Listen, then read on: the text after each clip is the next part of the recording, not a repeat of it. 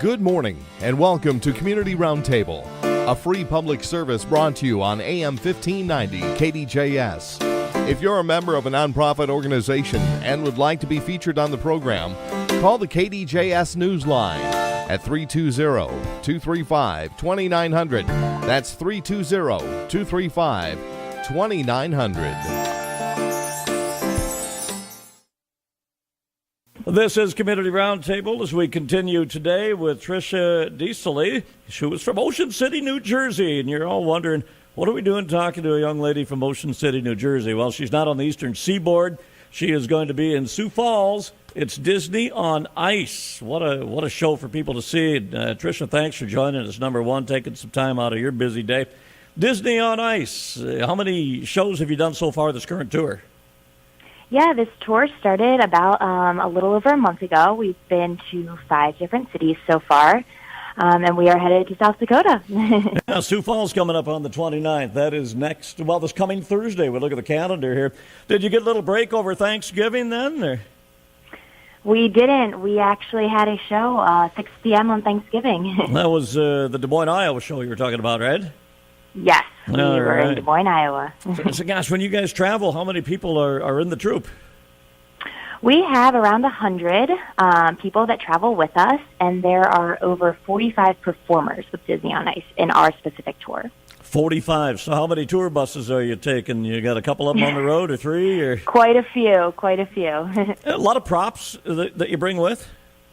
Yes, we have multiple big load-in buses and trucks that will carry all of our props from city to city. They get to leave right when the show's done after loadout, and they'll travel to the next city for us. Yeah, boy, you think of Disney, and I think of Disneyland, Disney World, all of the parks, not only in the United States but around the globe, and all of the color, the glitz and ritz and excitement. I imagine. I'm just trying to envision the light show and the things that you have that would be on the ice along with the skaters. What's it look like? Yeah, it's amazing. It's a whole production. So Disney on Ice celebrates 100 years of magic. There are multiple other shows.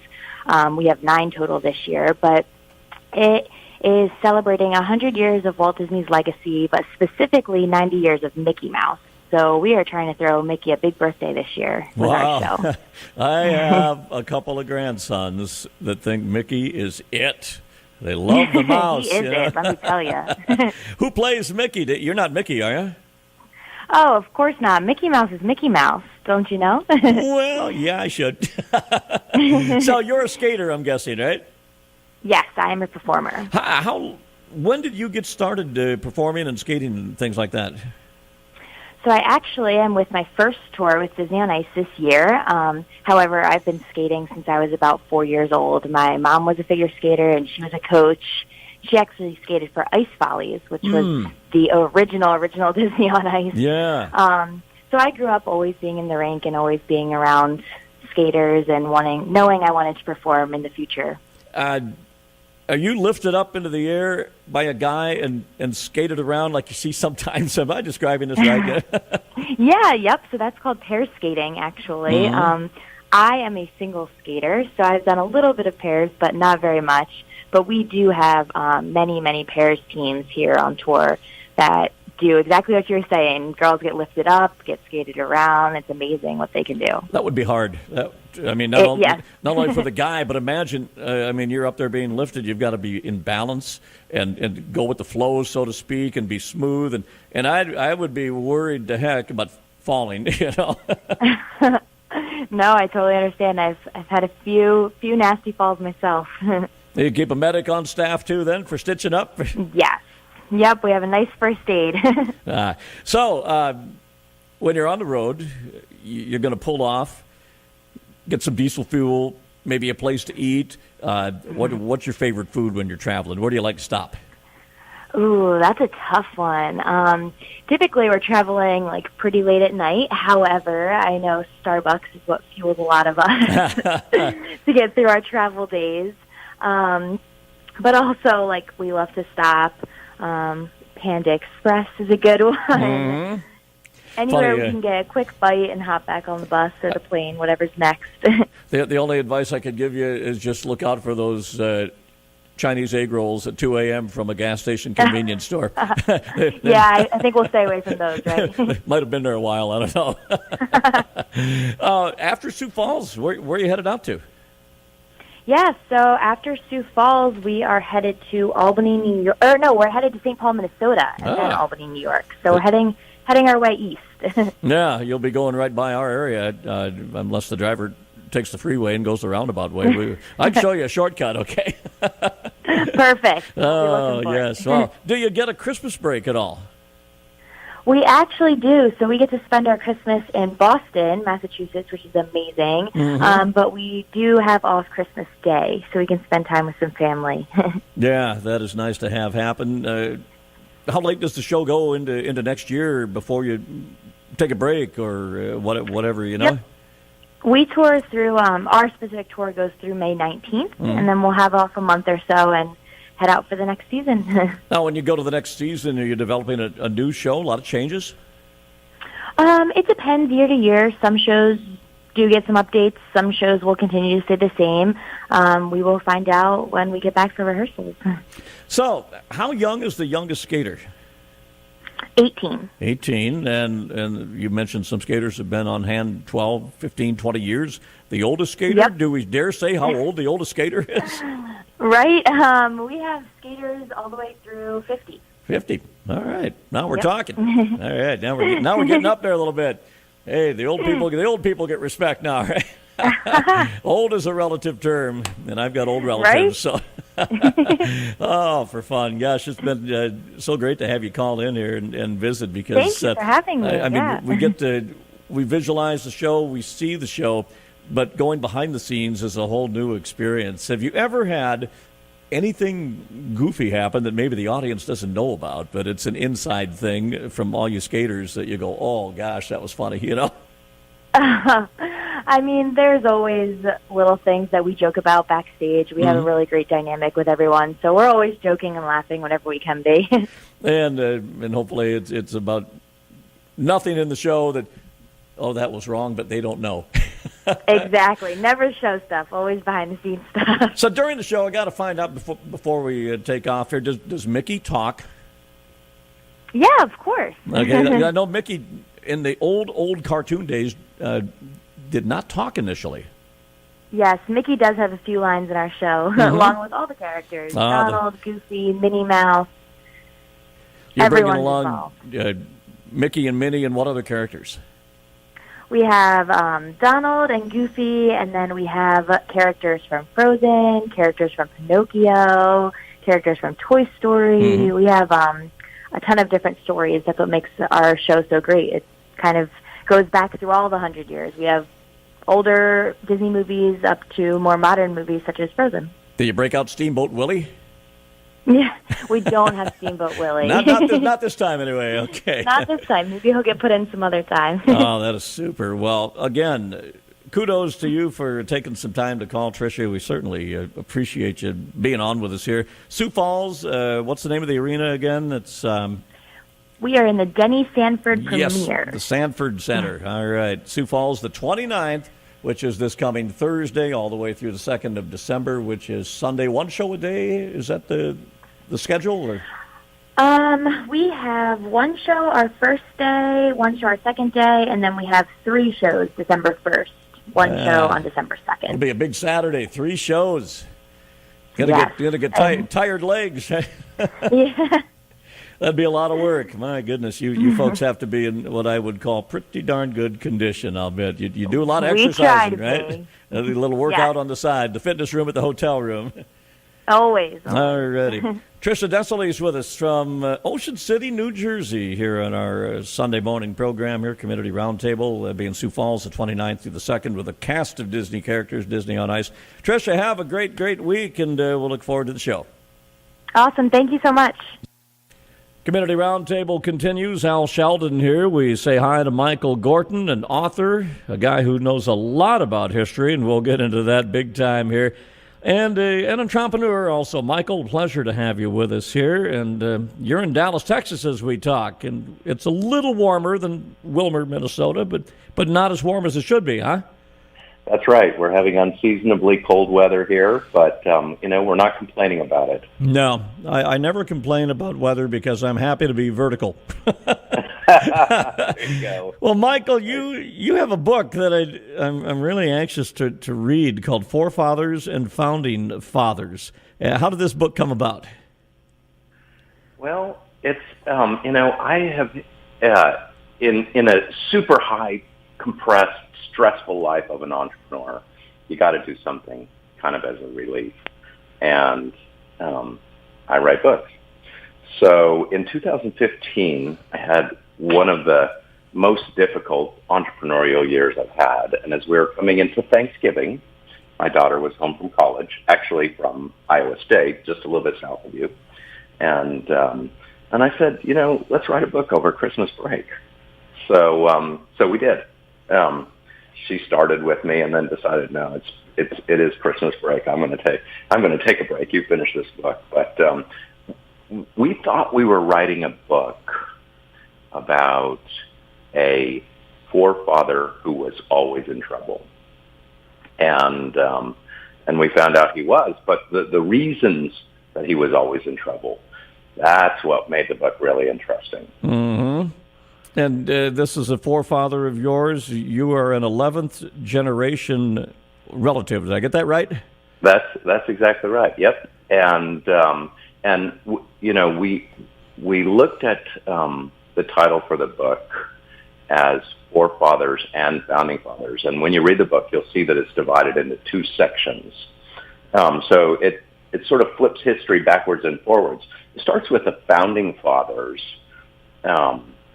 during the Revolution, and George Washington is wanting to select a new general to go in and help him in the South. So the British General Cornwallis has been just essentially kicking tail. Nobody could do anything to stop Cornwallis. He was that good. And it was clear to the Congress and to Washington that if Cornwallis won in the South, he was going to probably win the Revolution. Mm-hmm.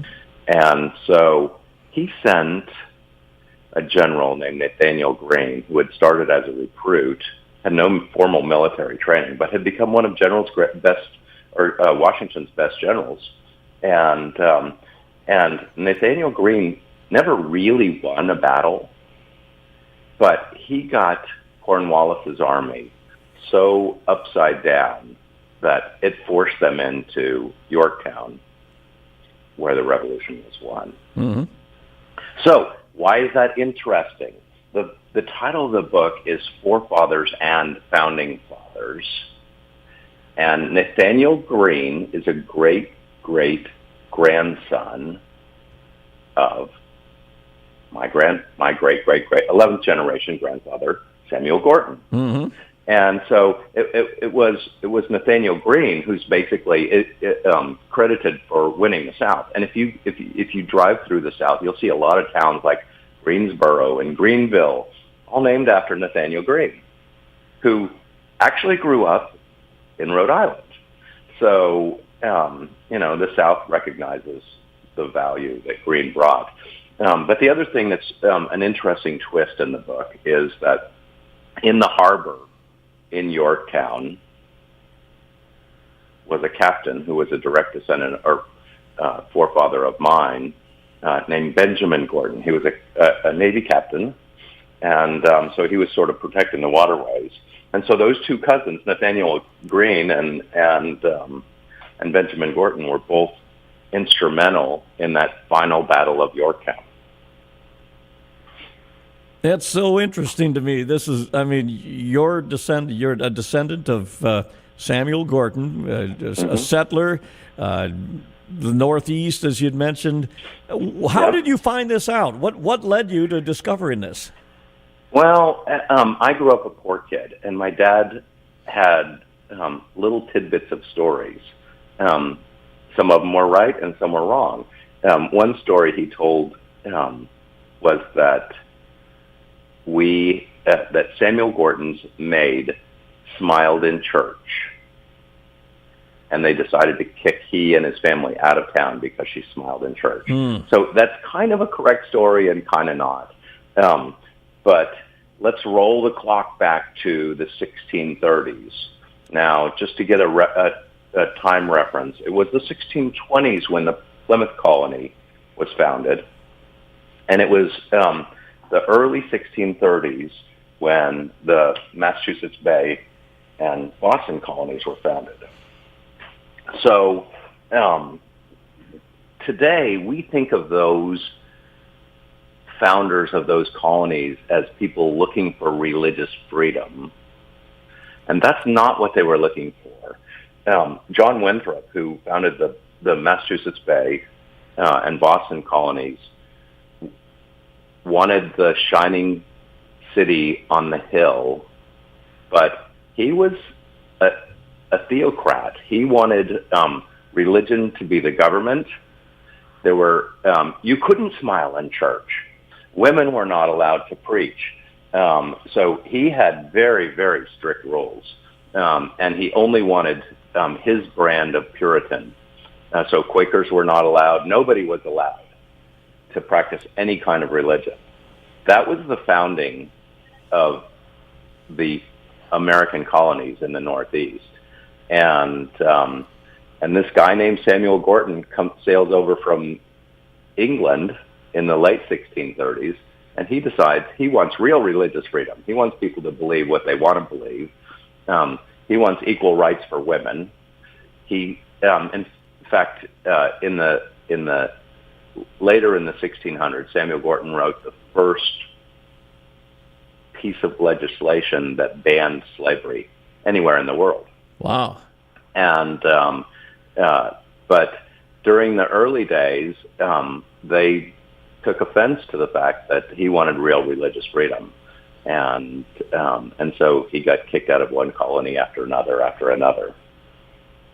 That is amazing. We're talking with Michael Gorton, author and descendant of a family that goes back into the 1630s, as mentioned, and a lot of family tree stuff here that we've got to get into. Of course, Samuel and Mary Gorton, and you mentioned Nathaniel Greene, Captain Benjamin Gorton. There are some other pretty interesting names on the family tree list, aren't there? Yeah, there are. John Wayne. John Wayne, the Duke. Yeah, there we go. And Lucille Ball. Mm-hmm. So, and sadly, I buried my father on Monday this week. Oh, I'm sorry to hear that. Yeah, and there was my sisters wanted to play a piece of music that was written by one of our cousins, Julia Ward Howe, and it's called the Battle Hymn of the Republic. Everybody probably knows that mine eyes have seen the glory of the coming of the Lord, right? So that is a great-great-granddaughter of Samuel's, not technically in my line, but I guess at least by lineage, a cousin.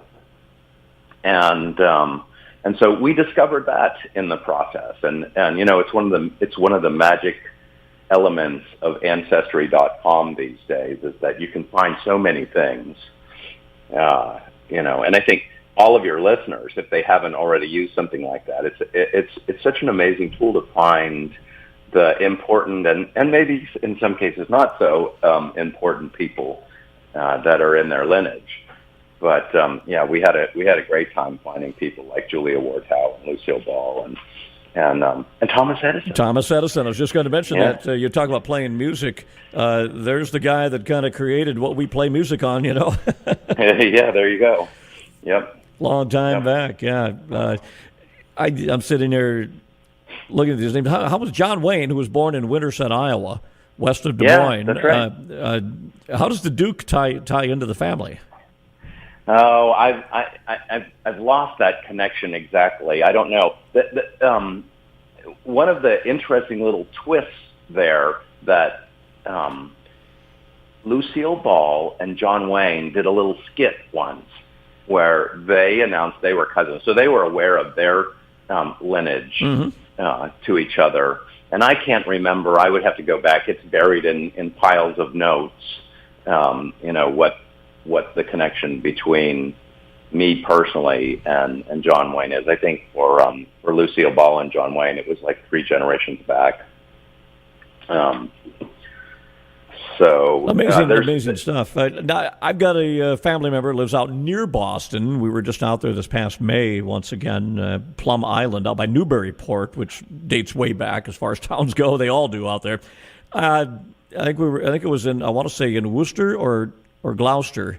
Gloucester. The Gorton Fish Company. Is that you guys? Yeah, that is. Is it really? Yep. Well, see, here's the thing. Almost everybody in the United States with the last name Gorton is related to Samuel. Okay. When I was in college, remember I said I was very poor. And so I was trying to figure out ways that I wouldn't have to work, 10 hours a day just to pay for my college. So I wrote a letter to the Gorton Fish Company, and I said, I am one of your cousins. Would you be willing to help pay for my college? And I got a very nice curt note back saying no. The Gortons actually sold out of the fish company, and I didn't know this when I was in college, but they sold out, I think in the late 1800s or early 1900s. So it's not really family, but they did fund that very famous statue of the seaman that faces out over the ocean, and anybody who's seen the movie The Perfect Storm probably can relate to it. But those that go to the sea, there's a very nice dedicated statue in Gloucester. Yeah, I've been by that bar where they did a lot of filming. It just looked shady enough we didn't stop in. Well, you should have. That's probably one of the best reasons to go in. We went across the street and had a nice bay view and some fish for lunch, as a matter of fact. So, yeah. I was just reading also a few days ago, I don't remember the name of the towns, but so much of that part of the country goes back to the 1630s. There's a couple of small communities in Connecticut that are fighting over which town is older, and they're doing archaeological digs in one of the towns, and now they think they found something that'll best the other town's claim. And so they're all dating back into like 1633, 1634 in that era. So, is that the beginning of settlements all through the Northeast? I know, of course, the Mayflower came over a little earlier than that, right? Right, yeah. The Mayflower was in the 1620s, and we're coming up on Thanksgiving tomorrow, so we all sort of know the good and the bad of that piece of history. We lost a lot of those colonists. It's a little bit surprising that people decided to still uproot and come to this new land where their probability of survival was so low. But, I think that changed pretty quickly. My best way of saying this is that if you think about London at the time, you had cobblestone streets, and you could go to the market and buy food, or the bakery and buy bread, or the haberdasher and buy clothes and hats and things. Mm-hmm. So, and then you uproot and go to this new world where you have to hunt for everything and survive the elements. It's the temperature, cold temperature ranges were so much more extreme in the New England colonies than they were back in England. And they're shivering this weekend, as a matter of fact, out there. It's a little bit chillier than normal. They are. Like it is in Dallas, where you are, here in Minnesota, where we are. Yeah, it's all a little bit colder than maybe we're ready for, But you mentioned going to college a couple of times. Where'd you go? Well, I have several degrees. So I studied physics at the University of Texas, and then I did engineering at Texas Tech. And then I did a graduate degree in physics at the University of Texas in Dallas. And then I got a law degree at Texas Wesleyan, which has now been purchased by Texas A&M. Mm-hmm. So I feel like I've been to every major college in the state now. Now, Texas could have its own league. They've got enough colleges to have its own Power 5 conference, I believe, as they call it in the world of sports. How did your daughter decide to go to Iowa State? Her mom is from Clarion, Iowa, which is an hour and a half north of Des Moines. So you know the area. Yeah, I do. I've been up many, many times. I worked in Boone for 12 years.